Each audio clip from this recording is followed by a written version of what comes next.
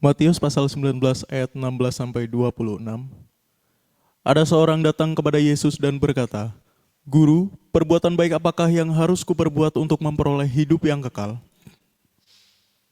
Jawab Yesus, "Apakah sebabnya engkau bertanya kepadaku tentang apa yang baik? Hanya satu yang baik. Tetapi jikalau engkau ingin masuk ke dalam hidup, turutilah segala perintah Allah." Kata orang itu kepadanya, "Perintah yang mana?"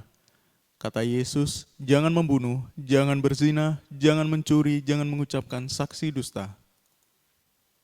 Hormatilah ayahmu dan ibumu, dan kasihilah sesamamu manusia seperti dirimu sendiri." Kata orang muda itu kepadanya, "Semuanya itu telah kuturuti, apalagi yang masih kurang." Kata Yesus kepadanya, "Jikalau engkau hendak sempurna, pergilah, jualah segala milikmu dan berikanlah itu kepada orang-orang miskin, maka engkau akan beroleh harta di sorga. Kemudian datanglah kemari dan ikutlah aku." Ketika orang muda itu mendengar perkataan itu, pergilah ia dengan sedih, sebab banyak hartanya.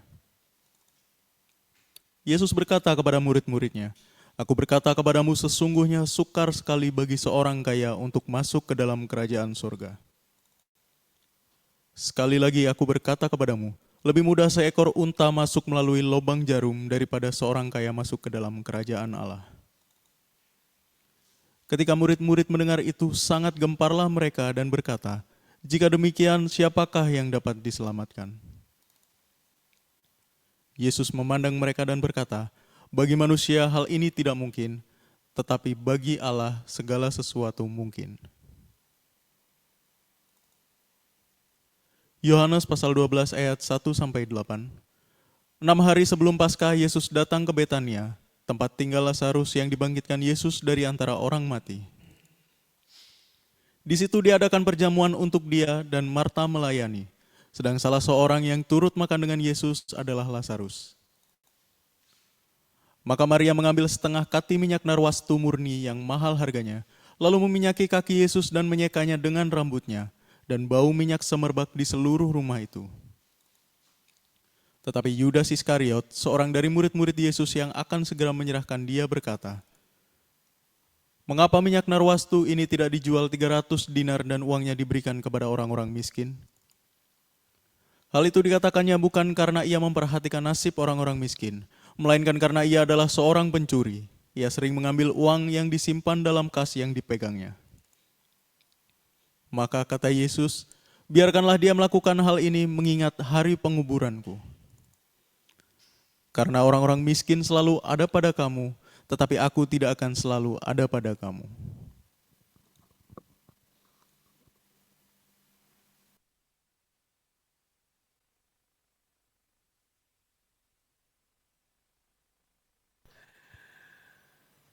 Oke, shalom semuanya. God bless. Tuhan Yesus memberkati. Nah, kita lanjut nih di part 4 ya. Bagaimana ada seorang anak muda yang datang menemui Yesus karena mendengar berita tentang Yesus. Di mana dia mau belajar karena sebut Yesus guru. Dengan tujuan tunggal, bagaimana hidup kekal. Lalu Tuhan memberikan reaksi dengan mengatakan bahwa, "Kenapa kamu sebut aku baik? Cuma satu yang baik. Kalau kamu ingin hidup, kamu harus ikuti perintah Allah." Kita sudah bahas nih di 4 part yang lalu, di mana ada 2 episode, satu episode 5 part, dan episode ini membicarakan tentang Yudas dan orang Farisi yang bersifat Yudas semua. Yudas orang yang sepenggal mengikut Yesus, penggalan yang lain menginginkan yang lain. Anak muda ini menginginkan hidup, Yudas menginginkan masa depan. Maka orang-orang ini akan menguji Yesus. Yesus gak bisa diuji. Yesus akan menjawab, menceritakan, setelah itu mengembalikan kepada keinginan kita yang cuma sepenggal. Karena Yudas tengah jalan melihat mujizat 3,5 tahun. Setiap hari mujizat. Lihat orang buta melek itu udah biasa. Lihat pincang berjalan udah biasa. Yang mati dibangkitkan pun hadir. Marta, Maria, Lazarus. Yesus itu gampang banget buat mujizat. Akhirnya tidak berarti buat Yudas. Ternyata lebih berarti bukan Yesusnya, bukan Mesaya Yesus, bukan kuasa mujizat yang dimiliki Yesus. Akhirnya yang muncul keinginan masa depannya Yudas. Yudas itu mati masuk neraka karena keinginan masa depan dia. Sehingga dia jual Yesus dengan mahal lalu beli yang namanya ladang.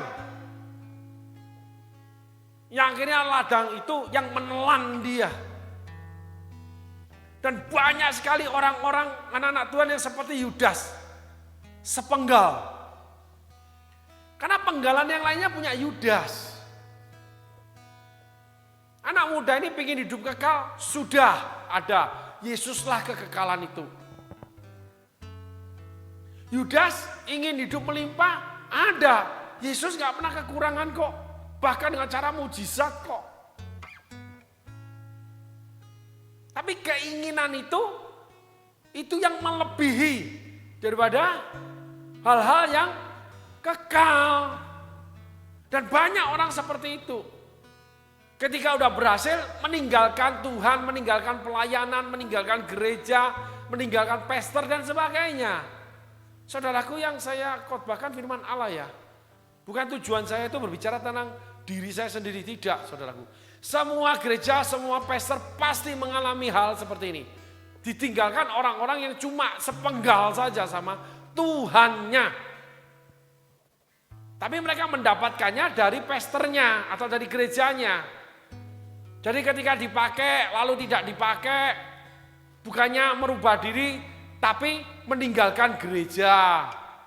Mendirikan gereja sendiri, membuat pelayanan sendiri, tapi meninggalkan jejak yang busuk. Saya punya pengalaman saudaraku.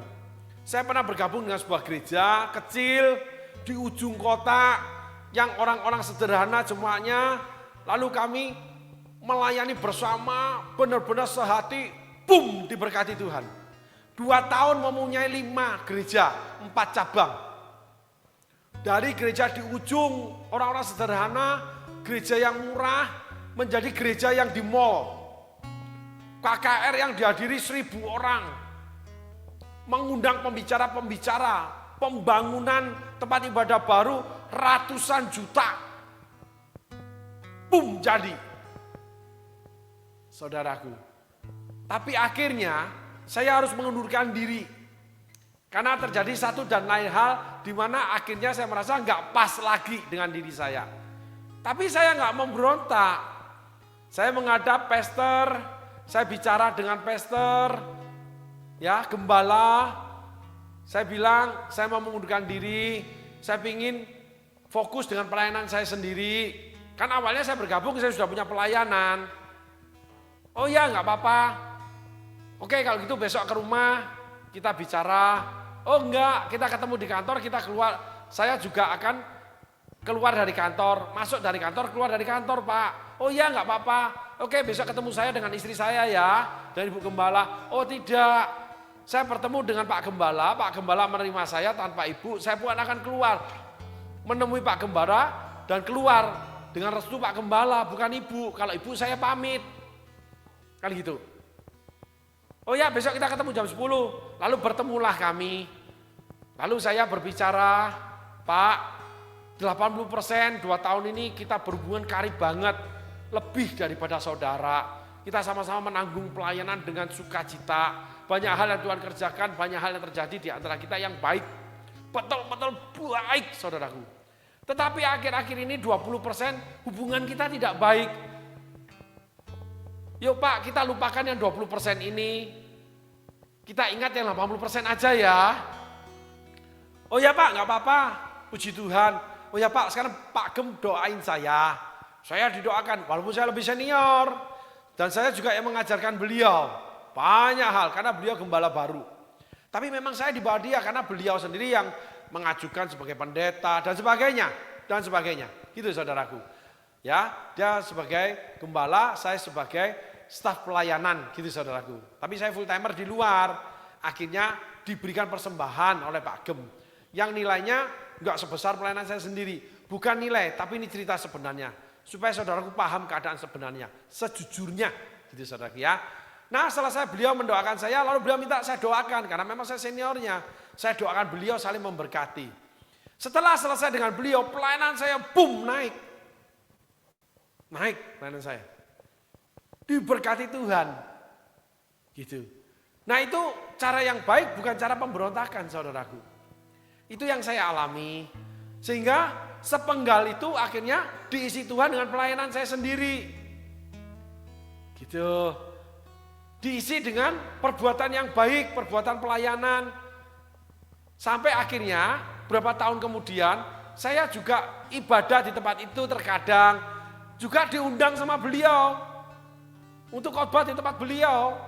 Dan kami selalu makan bersama, bercerita bersama. Bahkan anak-anaknya saya layani. Beliau yang menyerahkan anak-anaknya. Ini loh Pak, putra mahkota. Ceritanya yang sulung yang memang diharapkan menggantikan dia. Karena sulung ya saudaraku, pegang kaum muda, lalu sering mengajak makan kaum muda dan sebagainya. Karena sudah bekerja, sudah menikah. Ada pertanyaan-pertanyaan yang dengan keras ditanyakan, tapi bukan dengan saya, tapi pertanyaan itu. Karena kecewa dengan Tuhan. Lalu saya jawab, sejak saat pertemuan itu saya jawab, dia berbalik. Karena setelah saya datang lagi gereja itu, cerita, Om, tahu nggak Om Nempi? Sejak saya bertemu dengan Om Nempi, bukan saya ya, Tuhan yang kerja ya saudaraku, jangan salah. Gitu loh, karena saya sampaikan firman Tuhan, apa yang Tuhan taruh di hati saya. Kepada anak muda ini. Itu titik balik saya datang kepada Tuhan. Titik balik saya mau melayani Tuhan.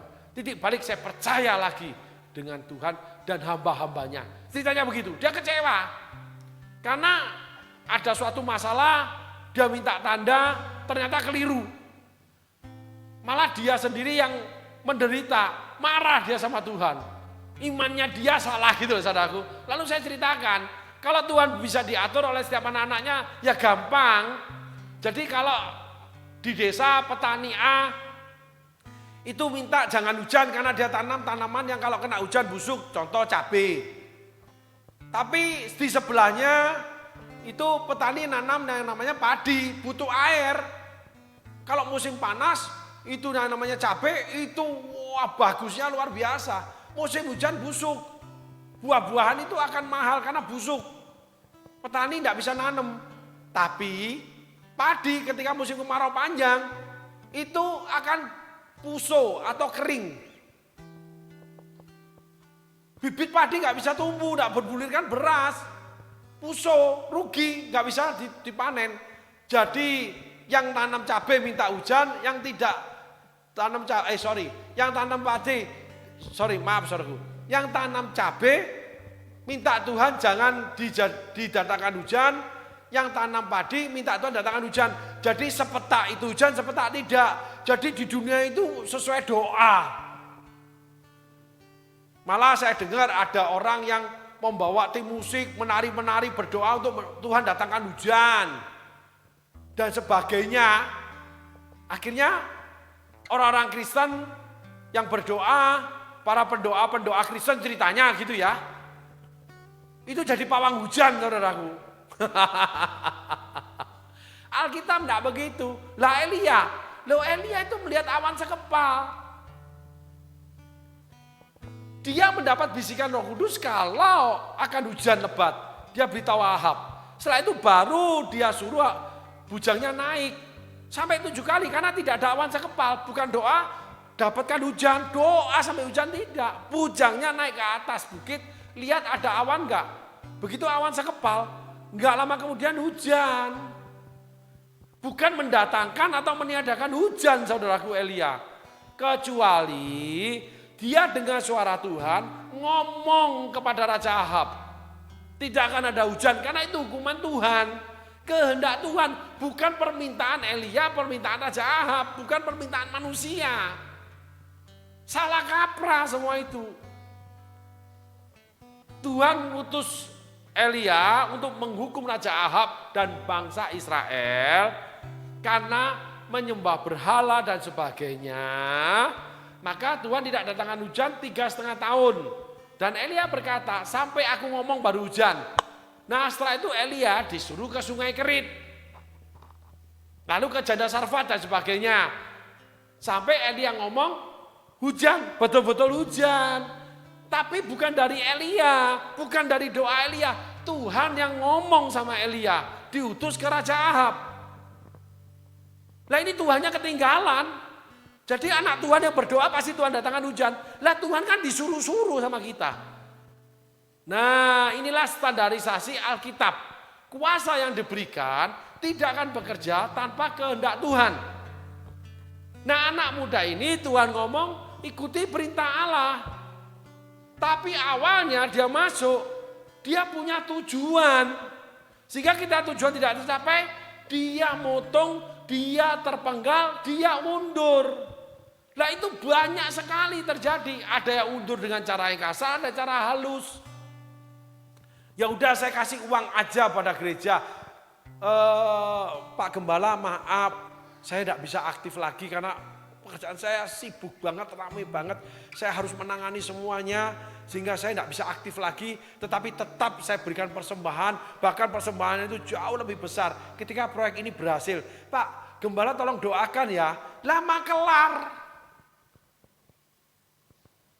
Pak Gembala jadi makelar. Memerintah Yesus untuk memberkati proyeknya. Donatur gereja. Ya. Gak ada kontekstualnya makelar itu. Setiap pribadi berdoa. Yesus berdoa. Namanya Maria berdoa. Abraham berdoa. Tidak pernah jadi makelar. Perantara bagi Tuhan ya. Dihinggapi Roh Kudus lalu menjadi perantara. Dengan bahasa roh, kuala nubuatan. Lalu mendoakan orang lain. Orang lain itu bagaimana Tuhan bekerja. Tapi Roh Kudus hinggapi orang ini. Menjadi seorang perantara yang dikatakan berdoa syafaat seperti Abraham terhadap yang namanya Lot. Pakai sistem itu, Abraham tuh punya kasih sama Lot, minta sama Tuhan, Tuhan loloskan. Jadi nggak bisa. Semua itu Tuhan. Kita boleh berdoa meminta, keputusan di tangan Tuhan. Gitu saudaraku. Sehingga nggak ada perintah-perintah. Makanya ketika kita datang sama Tuhan, seluruh hidup kita yang di dalamnya ada keinginan kita letakkan di hadapan Tuhan untuk Tuhan koreksi, Tuhan putuskan, dan keputusan Tuhan absolut.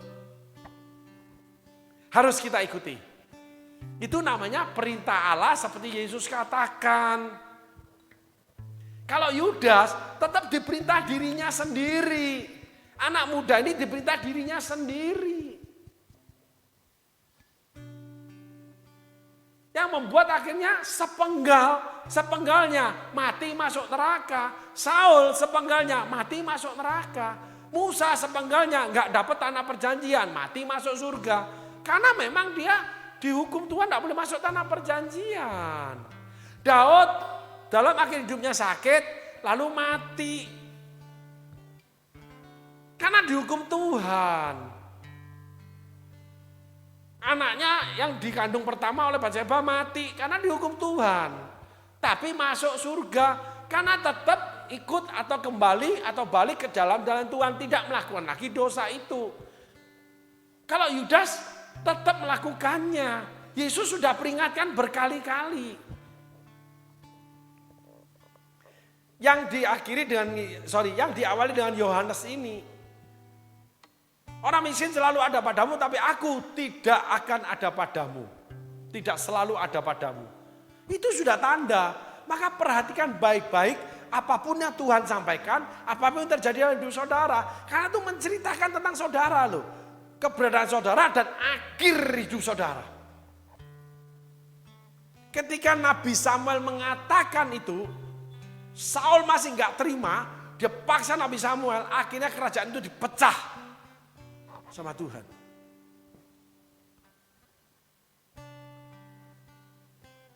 Pemaksaan kehendak terhadap Allah mengakibatkan hal yang negatif dalam hidup kita. Tapi Saul 40 tahun tetap memerintah loh. Kenapa? Karena Allah itu setia. Jadi pengusaha ini tetap kaya dan kaya. Tetapi dalam kekayaannya akhirnya tercebur pakai cara dunia yang dibenci Allah. Dia dipuji dunia, dibenci oleh Allah. Apa yang dipuji disukai dunia itu dibenci sama Allah. Sehingga dipuji, diagungkan, dibutuhkan. Sudah gak ada Tuhan lagi. Segala sesuatu menurut kebutuhan pekerjaan. Kebutuhan kehidupan karena pekerjaan. Kebutuhan keluarga karena memang status pekerjaan. Semua karena pekerjaan yang berhasil. Masa orang kaya lakukan itu? Gak pantas. Kalau Yesus enggak. Masa Tuhan menjadi manusia, lalu mati dibunuh manusia, bangkit dari kubur sebagai manusia. Lah kan manusia dagingnya yang naik ke atas. Nggak mungkin kalau menurut hukum dunia. Ya itulah Tuhan. Jadi kenali Tuhanmu. Maka Yesus menjawab, ikuti perintah Allah sepenggal. Kalau kamu mau hidup. Ayat selanjutnya.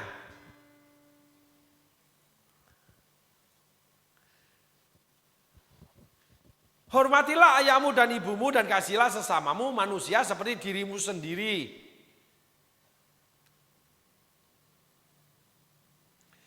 Kata orang muda itu kepadanya, semuanya itu telah kuturuti. Apalagi yang masih kurang.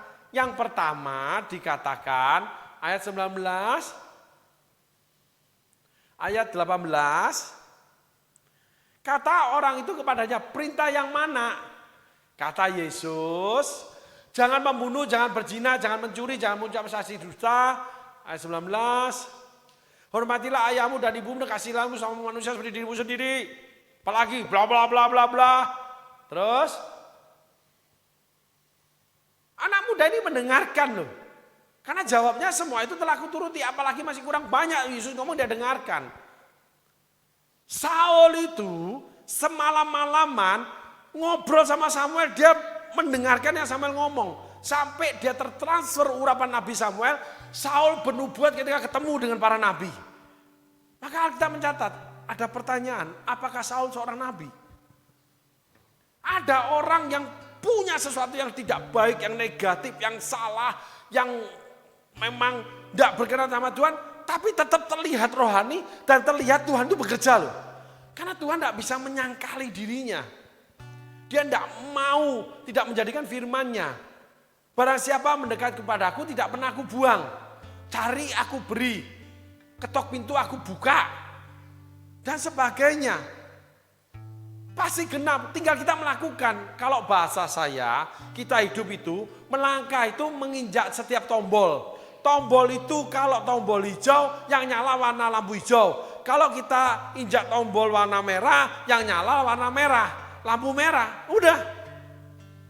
Jadi kalau kita melakukan kebenaran firman Tuhan yang mana, itu yang akan terjadi di hidup kita. Tetapi di dalam kita tuh ada yang sepenggal. Nah inilah yang Tuhan selalu angkat. Yang selalu Tuhan minta. Karena yang sepenggal ini yang membawa Saul ke neraka. Yang membawa Yudas ke neraka. Yang membawa Kain ke neraka.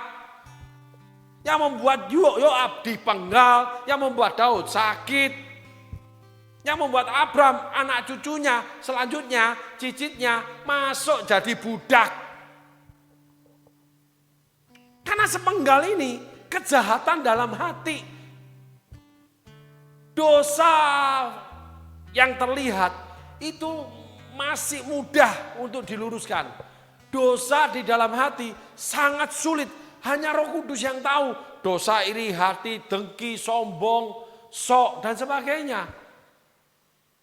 Hati yang salah itu sangat sulit diketahui karena perbuatannya bisa pura-pura. Serigala berbulu domba. Setan, iblis yang menyerupai malaikat terang. Nah itu kita. Yang dikatakan Paulus, hawa nafsu daging. Yang baik yang ingin aku lakukan, tapi yang jahat yang aku lakukan. Syukur kepada Allah, the law of spirit, hukum dari roh yang menghidupkan, itu membebaskan aku. The law of spirit, perintah Allah.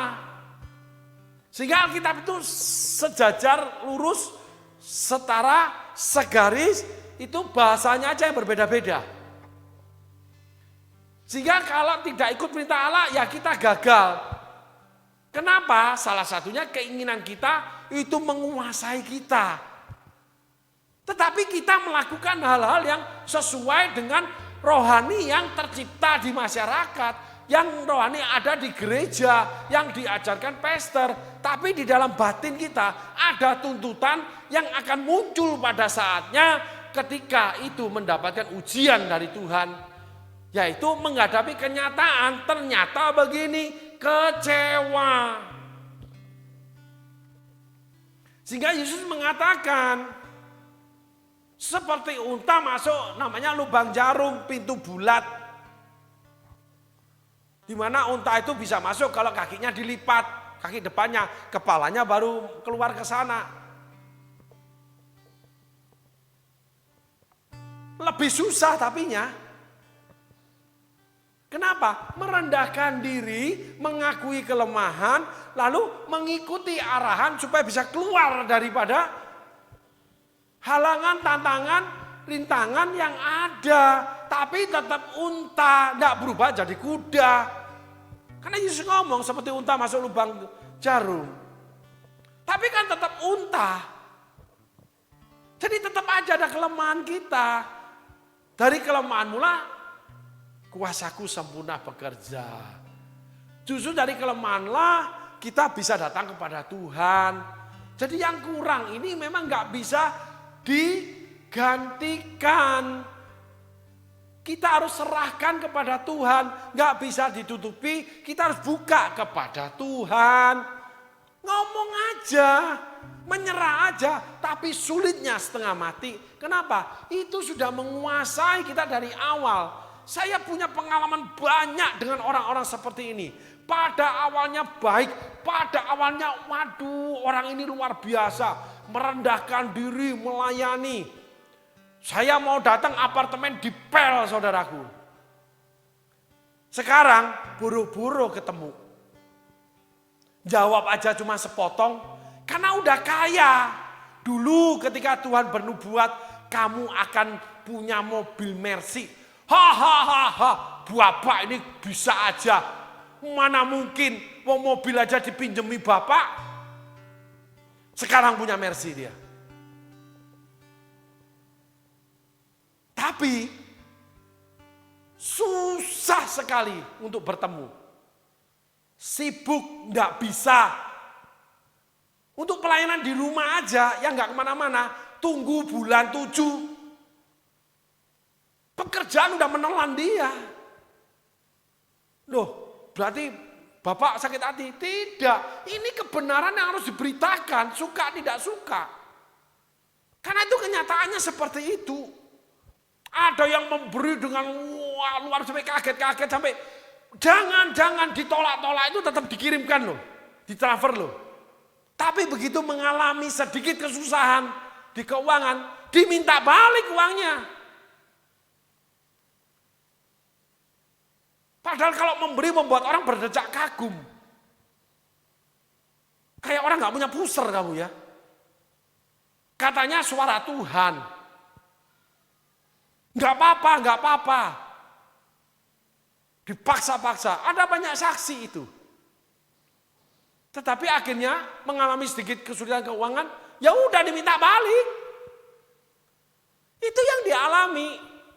Susah datang, pastor tolong. Pastor susah, nolong. Tidak. Persembahan dikurangin kok. Mengembalikan milik kepunyaan pastor aja seperti air setetes demi setetes. Ketika susah datang, pastor tolong itu, semua punya pastor dikasih itu. Ketika pastor nggak punya apa-apa, cuman setetes-setetes saudaraku. Bahkan persembahan dikurangin. Lah ini sepenggal, ini nyata saudaraku. Ya karena orang itu memang maunya uang, maunya kaya. Jadi kalau uang nggak ada, tidak kaya, kalau tantangan datang menantang uangnya, menantang kekayaannya, ya udah korbankan orang lain, korbankan Yesus, korbankan pastor, korbankan gereja, korbankan pelayanan. Itu udah biasa, semua gereja mengalami ini. Semua pastor mengalami ini. Nah pastornya undur enggak? Kalau pastornya undur seperti anak muda. Ya ikuti perintah Tuhan. Masa punya uang enggak kembalikan? Ya dikembalikan aja. Masa berlutut Tuhan enggak kasih walaupun dikurangkan? Tuhan kasih. Plus gift-nya. Seperti perempuan yang menangis di kaki Yesus yang kita udah pelajari di episode yang lalu. Merasa berdosa, terkenal berdosa. Oh saya salah. Menangis kaki Yesus tetap memberi persembahan yang terbaik. Pelayanan tetap dijalankan dengan terbaik. Entah dari mana sudah. Semuanya dipikul sudah. Tetap memberi diakonia, mengundang, semuanya sudah. Dengan beban hutang pembayaran. Karena dihutang orang uangnya. Akhirnya lolos diberikan gift. Keluarga dibuat bahagia. Sementara orang-orang itu keluarganya morat-marit. Gak ada pemulihan keluarga. Nah ini nyata saudaraku. Ya ini banyak dialami oleh pastor-pastor, banyak dialami gereja. Tetapi permasalahannya pastornya sudah anak muda ini gak undur. Ya nggak boleh. Sehingga apapun terjadi, walaupun saya juga mengeluarkan koreksi terhadap pastor-pastor yang hebat-hebat, terhadap gereja-gereja mega church. Karena nggak mudah menghadapi orang-orang yang sedemikian banyak. Yang pelayanan sederhana aja menghadapi orang-orang yang banyak tingkahnya. Itulah Musa sampai pingin mati, cabut aja nyawaku. Itulah Elia yang pingin mati, cabut aja nyawaku. Itulah Yunus yang pingin mati, cabutlah nyawaku. Jadi orang kalau menginginkan Tuhan, tidak menginginkan apapun yang lain. Orang itu sampai titik terendah. Ketika kamu titik terendah, kamu korbankan orang lain enggak? Kamu korbankan Tuhanmu enggak?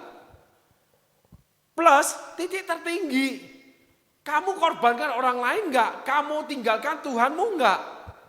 Nah perjalanan itu loh saudaraku, naik turun itu perjalanan menuju pada kehendak Tuhan yang sempurna. Ya ini yang terus begini saudaraku. Tapi kalau begini terus tidak pernah naik, ya turun ke dunia orang mati, neraka. Kalau naik begini terus akhirnya flat. Ya diterima saja, Yesus menerima salib sebagai manusia. Jadi semuanya tetap harus manusia, tapi disertai dengan kekekalan hidup. Kenapa? Karena ikut berjalan dalam aturan kekekalan yang hidup, perintah Allah. Semua sudah dilakukan, tetapi perintah Allah yang diminta. Nah itu yang melepaskan kita dari kejahatan. Yang dilarang Alkitab, jangan dilakukan. Lakukan yang diperintahkan Alkitab, harus begini, harus begitu. Lalu kita tinggal menerima apa yang disediakan Alkitab. Sederhana banget. Itu saudaraku. Coba kita lihat firman Tuhan. Kata orang muda itu semuanya itu telah kuturuti, apalagi yang masih kurang. Nah, dia mulai sombong. Banyak orang ketika udah jadi rohani sombong sehingga melecehkan otoritas di atasnya. Melecehkan gereja yang membesarkan dia. Melecehkan pastor yang memberikan pertumbuhan kehidupan rohani dia. Kan banyak sekali orang yang menjelek-jelekan yang mantan pemimpin dia. Mantan yang namanya orang pembina dia, pastor pembina dia. Di mana dia juga pernah tinggal di gereja, di mana sekarang gereja itu dijatuhkan sama dia, dijelek-jelekin. Oh, bertumbuh di gereja itu kok. Gini saudaraku. Semua sudah aku turuti. Lalu apalagi kurangnya? Nah, itu perkataan menantang. Kan semua sudah begini, kan aku sudah memberi banyak.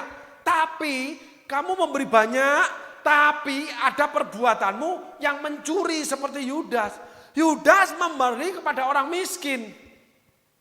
Memang betul minyak itu lebih baik dijual berikan pada orang miskin. Tapi dia juga mencuri uang kas. Nah juganya ini loh. Yang kurang apa lagi ini loh. Yang diminta sama Tuhan. Nah Yudas gak mau. Maka ditulis sering. Sampai titik naik itu kesalahan tahap demi tahap. Sampai dia jual Yesusnya. Pertengkaran suami ini sampai tahap akhirnya berselingkuh. Ya itu hukum dunia.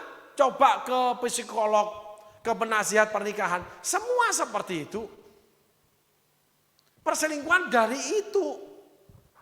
Karena orang berselingkuh itu namanya jatuh cinta lagi. Karena nggak mendapatkan dari pasangannya. Yang membuat dia jatuh cinta. Sederhana sekali. Akhirnya kita juga punya berhala-berhala di dalam diri kita. Karena kita merasa tidak mendapatkan dari Tuhan. Maka membangun kekayaan. Ya, membangun nama baik. Muncul di medsos. Menampil di medsos. Semua dilebih-lebihkan. Supaya apa? Dianggap eksis. Tapi di hadapan Tuhan tidak begitu. Dia tahu hatimu, dia tahu keinginanmu. Kurang apa lagi menantang Tuhan. Ayat selanjutnya. Kata Yesus kepadamu, jikalau engkau tidak sempurna, garis bawahi ini, tidak ada satu orang pun yang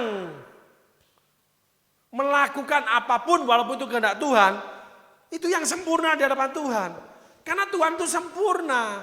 Tuhan akan selalu melihat kekuranganmu, tidak akan membicarakan kelebihanmu. Kenapa? Karena kekuranganmu, kelemahanmu yang menjadikan itu kejahatanmu, yang membawa masuk ke neraka, Tuhan kehilangan kamu yang dikasihi Dia. Sehingga Tuhan bangkitkan pelayanan kenabian. Pastor-pastor yang tegas dalam keputusan. Orang-orang yang berani menegur kesalahan.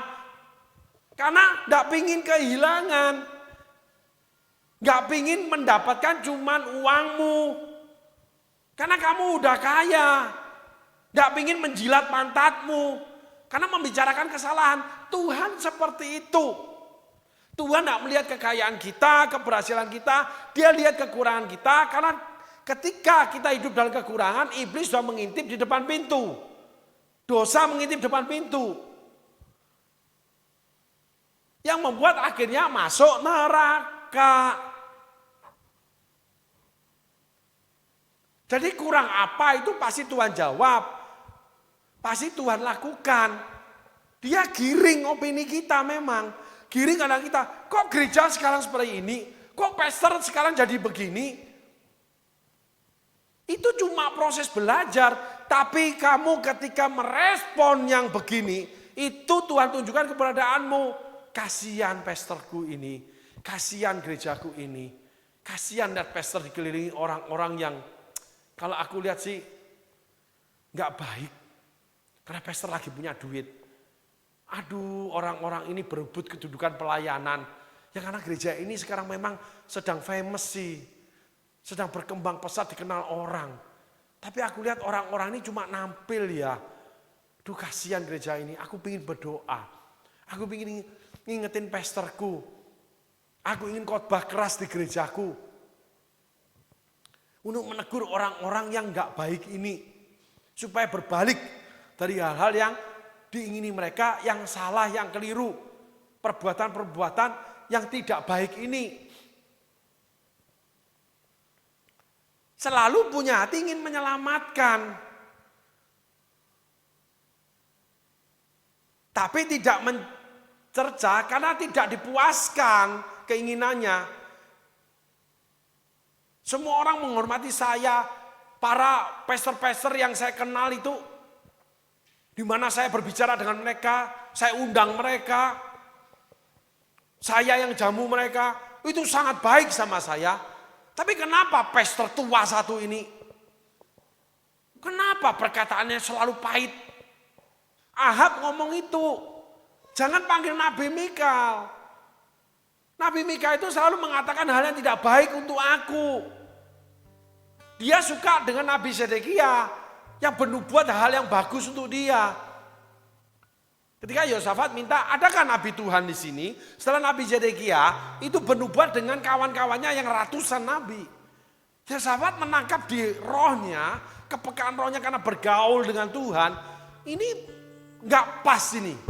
Walaupun ini nubuatan benar. Karena nubuatan Nabi Zedekia dengan Nabi Mika itu sama di awal, tapi yang punya Nabi Mika lebih panjang yang tidak ada di Nabi Zedekia. Tuhan lengkapi di Nabi Mika. Aku melihat Tuhan ada di tahtanya. Beserta orang-orang kudus di kanan kirinya. Siapa yang mau aku utus? Muncullah sebuah roh. Utuslah aku. Aku akan utus kau sebagai roh dusta. Dan itu jadi ke mulut nabi-nabinya Ahab.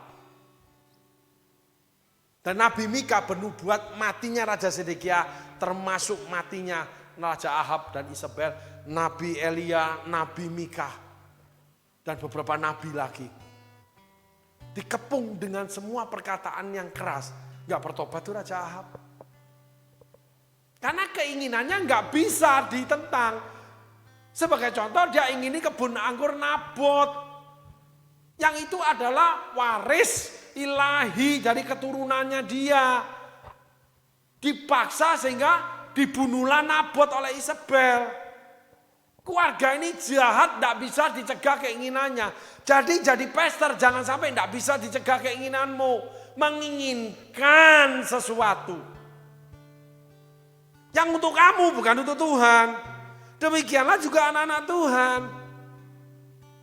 Harus bisa dicegah. Saya punya pengalaman dengan seseorang, saudara sangat dekat dengan saya. Belanja luar biasa, baru juga diberkati. Baru dipulihkan keuangan. Baru keluar dari penjara. Kasus keuangan. Udah belanjanya sendal aja 75 juta. Coba saudara pikir. Dengar cerita itu merinding. Saya bilang stop puasa, jangan belanja dulu. Kamu membangkitkan nafsu jahat di dalam kamu itu.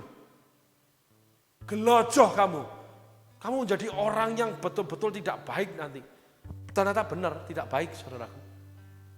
Egosentris, pingin eksis, terpandang, sok gaya, semuanya serba mahal. Supaya diakui. Sedang rumah tangganya hancur tidak pernah bisa dipulihkan.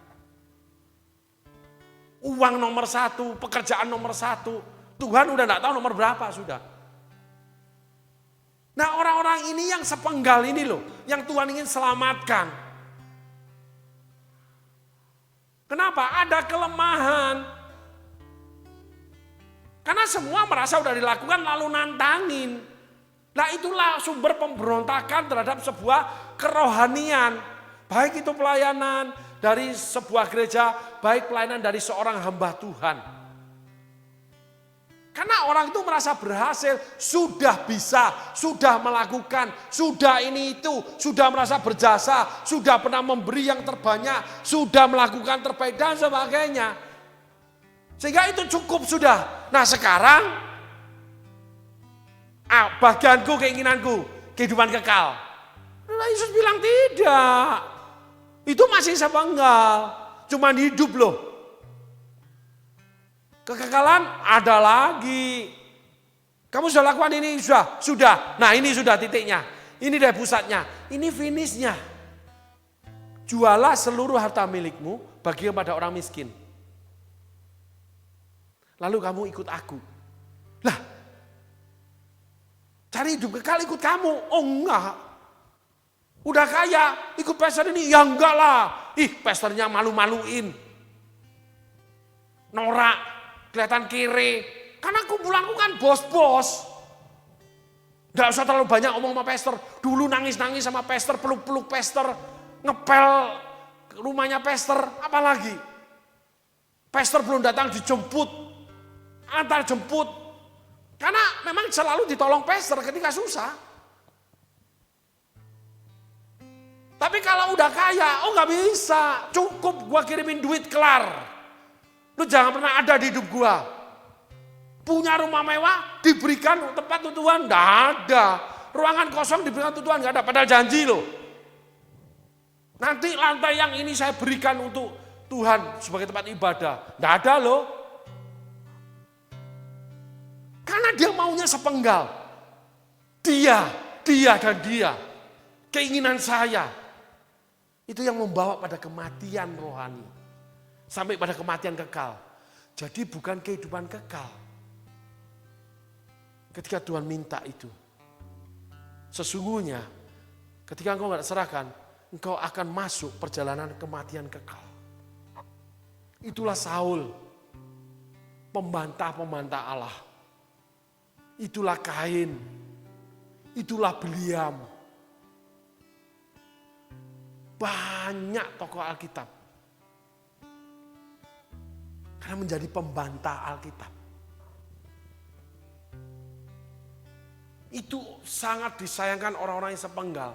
Tapi inilah hidup yang harus dihadapi setiap orang. Demikian juga ketika orang itu di dalam dunia sana. Banyak orang yang cuma sepenggal terhadap dirinya. Ketika kaya itu baik banget. Ketika susah gak ada yang mau tolong. Yang tolong itu orang yang benar-benar baik. Gereja menghidupi orang-orang gak punya duit. Gereja memberikan pinjaman kepada orang-orang yang butuh uang. Itulah orang baik, gereja baik. Bukan orang-orang kaya yang karena saling menguntungkan. Itu cuma hubungan baik, belum tentu orang baik. Akhirnya mengorbankan orang-orang baik, mengorbankan pastor-pastor yang baik, mengorbankan gereja-gereja yang baik. Mendekati yang namanya cuman butuh uang dia. Termasuk gereja-gereja, termasuk pastor-pastor. Karena tahu orang kaya, lah wong dijemput dengan mobil mewah. Halo, dengan dandanan yang menor, dengan berlian. Iya saudaraku. Tapi ketika pakai sendal jepit, celana robek, gak ada yang mau. Loh saya pernah ketemu orang gitu. Ketika orang itu kaya, saya cuma bilang, aku pingin loh, aku kangen lihat celanamu yang itu cingkrang, sendalmu yang elek itu. Ketika kamu belum siapa-siapa, belum jadi apa-apa. Sekarang, kamu punya waktu enggak? Aku datang, aku di sini, kamu bisa ketemu aku enggak? Oh maaf Bapak, itu maaf enggak bisa ketemu 10 kali saudaraku. Ya karena udah kaya, pastornya kalah kaya. Karena dipikir gereja minta-minta. Karena kalau ketemu pastor kan mesti bayari makan. Capek repotin Dulu nangis-nangis datang sama pastor. Bagaimana pasangan enggak benar, hidup rumah tangga enggak benar. Terus berjalan bersama melayani, dituntun rohani sampai mengenal kebenaran, lalu kebenaran itu memerdekakan, lalu kebenaran itu memberkati. Akhirnya ya cuman berkat aja. Kebenarannya sudah nggak tahu di mana. Akhirnya kumat dengan apa? Kesenangan yang lama. Bergundik ria.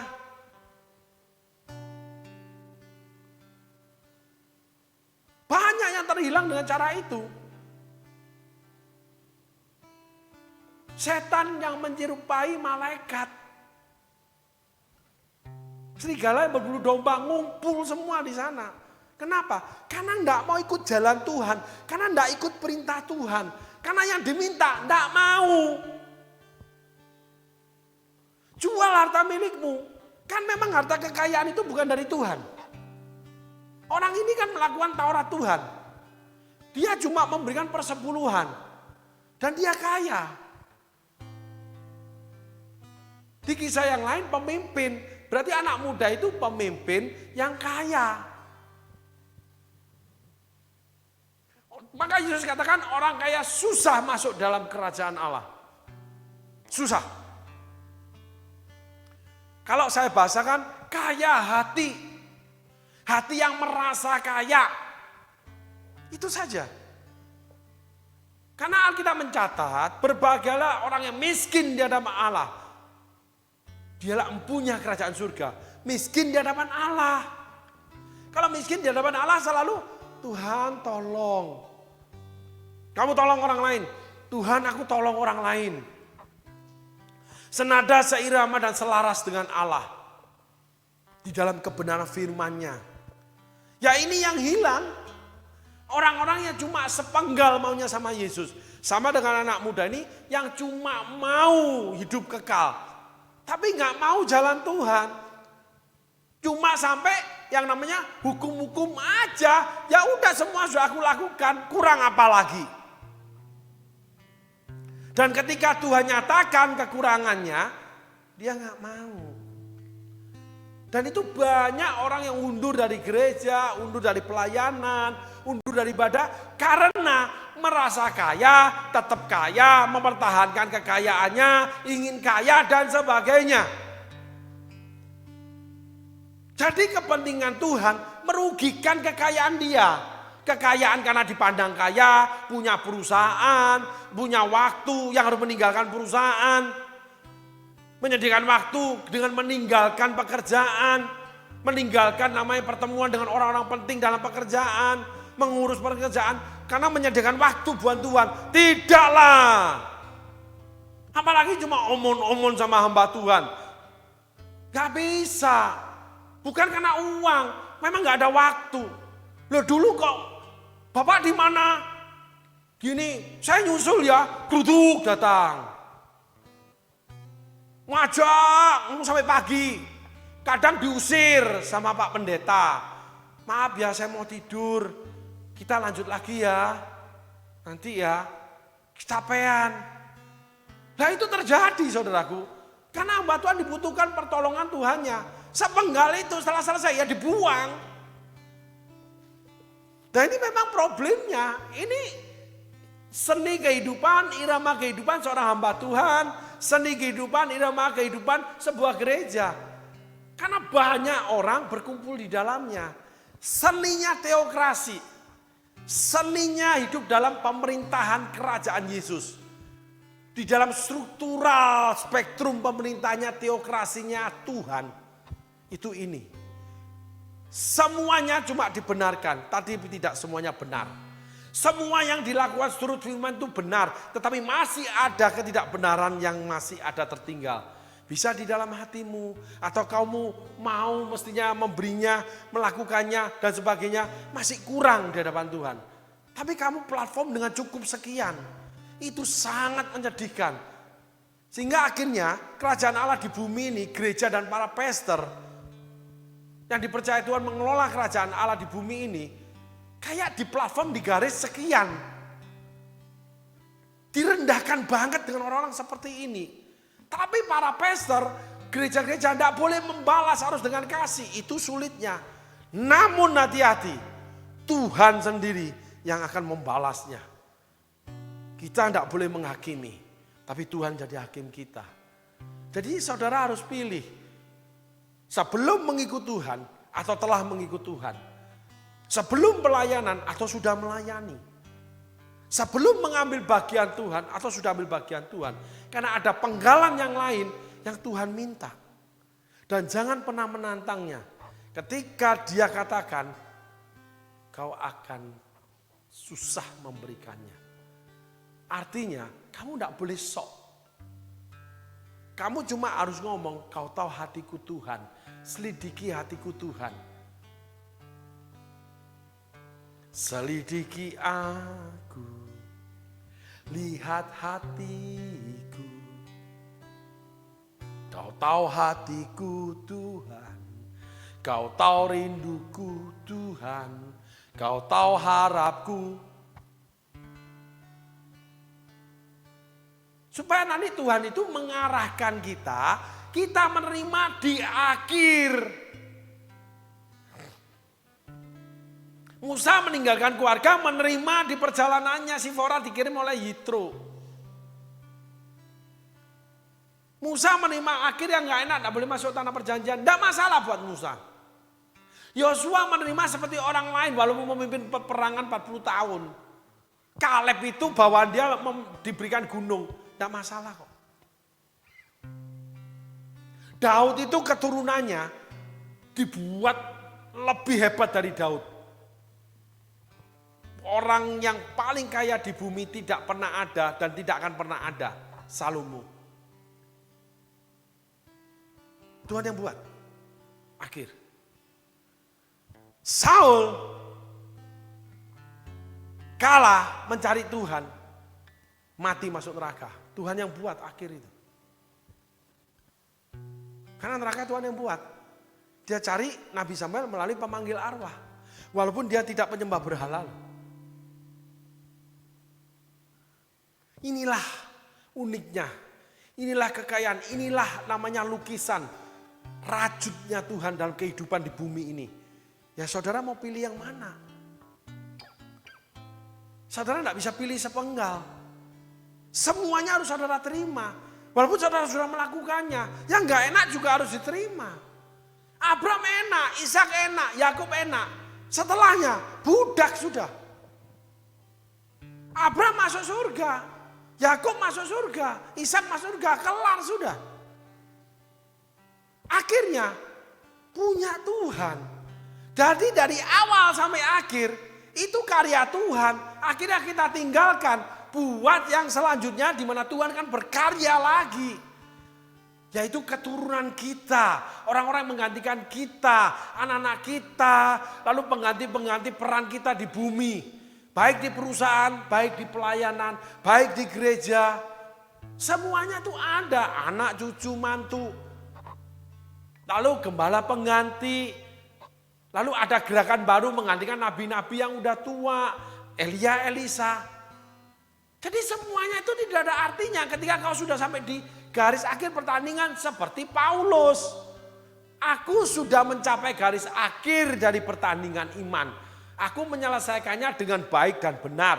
Dan sekarang menunggu itu mahkota kebenaran yang aku terima.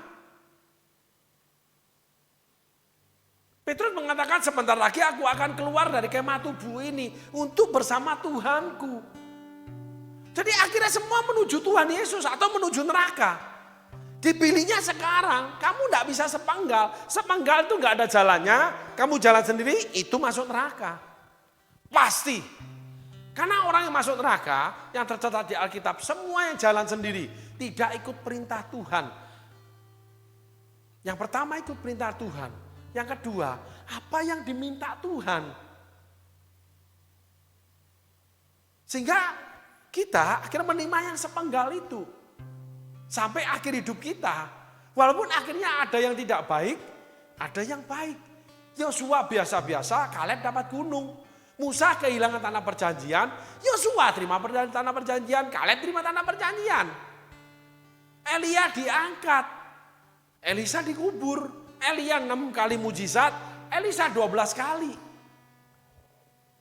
Berbeda-beda. Yesus sendiri mati disalibkan kok. Musa enggak itu. Jadi akhir ceritanya di part 4 ini, seperti Yesus katakan, seperti Maria, Bunda Yesus katakan, aku ini hambamu, jadilah menurut kehendakmu. Kalau boleh cawan ini berlalu, tapi jadilah menurut kehendakmu. Amin saudaraku, Tuhan Yesus berkati, terima kasih.